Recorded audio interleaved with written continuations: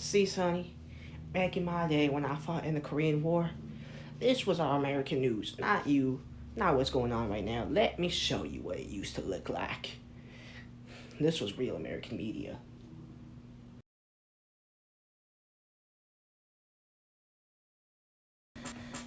Welcome, one and all. This is Tishi Patel's News Outcast. Today marks the second year of the Korean War. Many Americans are infuriated by this war. Today, we have an exclusive interview with the one and the only Douglas MacArthur, the one who's running up the UN coalition force, the leader of it all. Now, Janet, cut to the footage. Alrighty, thank you for the interview, Tishy. So I'm American military general Douglas MacArthur. I was born in January 26, 1880. You may know me from my work in Japan. I helped simmer her down a little bit, make her a little bit more of a democratic country. But I also played a key pivotal role in the Korean conflict. So pretty much the U.S. and Soviet Russia, we've been at kind of like trying to influence all these smaller satellite nations. And we got trying to spread our ideas on how they should be run with their government and their economy. With America, we want them to experience a true democracy, but Russia, they want to be all communist and stuff.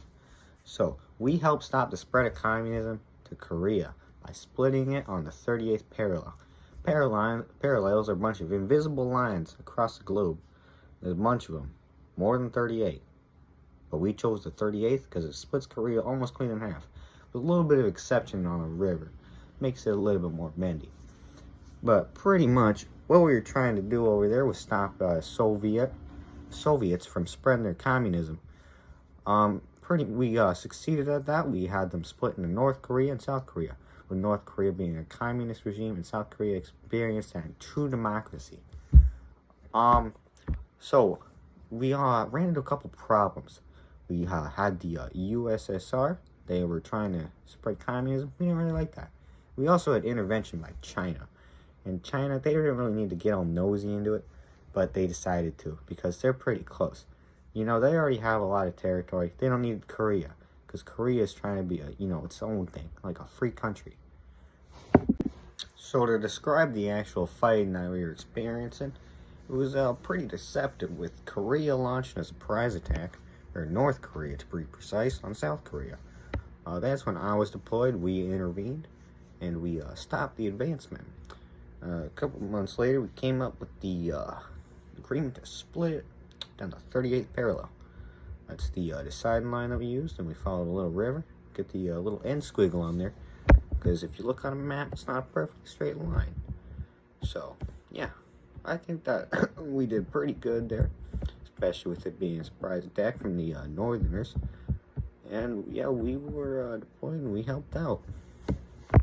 So after we stopped the northern advance on the south, I wanted to push North Korea all the way back and take over the whole place.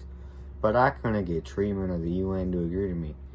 Also, with China intervening like that, I thought that there was only one solution. Nuke them. Nuke the crap out of them. Nuke all of them. All of their dogs, all of their children, all of their cars, all of their parked cars, all of their unparked cars, all of the stolen cars, and all the cars that are on fire. All of it. We gotta nuke all of it. There is no excuse for victory over communism. We must end it now. That reminds me of back in the good old days. I just thought I'd treat you a little nice. Ever since the anniversary of the Korean War and all, show you a little bit of my past. You know, ever since I found that, I always wondered what would become of it. Let's see, I guess, whatever they talking about in today's news.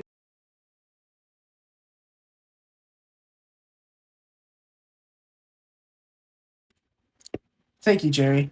Welcome, Jays and Wellman. On this day, 70 years ago, July 27th, 1953, the Korean War Armistice was officially signed and ratified. The 3-year-long conflict led to the deaths of about 2.5 million Korean, UN, and civilians all throughout the Korean Peninsula.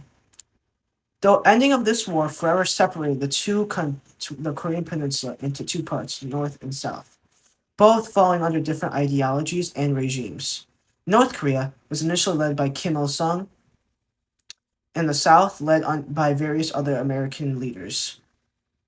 Due to this, the North Korea has become more of a totalitarian and isolationist regime that is mainly following under communism. Due to this, it has a close alliance with both China and Russia. This has led to the development of many nuclear warheads and a very strong military. This posed a threat to both America and Western ideologies.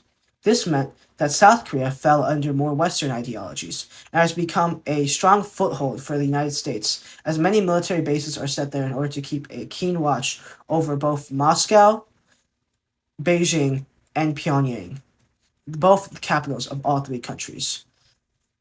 Due to this influence from America, South Korea has become a cultural epicenter for all things Korean. And when most people think of Korea, they think of South Korea.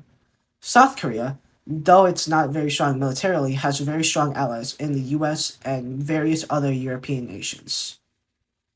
The Korean War began after a surprise invasion by the North Koreans in around 1950. In response to this, the UN decided to send out a coalition force led by mostly American troops in order to counteract them. However, due to this, Chinese intervention later happened, leading the whole war into a stalemate at the 38th parallel. The 38th parallel has become the forever border between the two countries, and a DMZ was set up, or demilitarized zone. This is the most heavily guarded border in the entire modern world. There have been many conferences and peace negotiations between the two countries ever since the armistice had been signed. This conflict showed that the United States could be held accountable for its actions and its responsibilities, and also proved that the United Nations was actually able to stop conflicts or help end conflicts. The Korean War is often known as the Forgotten War, but it shall live in infamy because millions lost, we will forever be in debt. 70 years hence, lest we forget. This is Pishu Patel, signing off.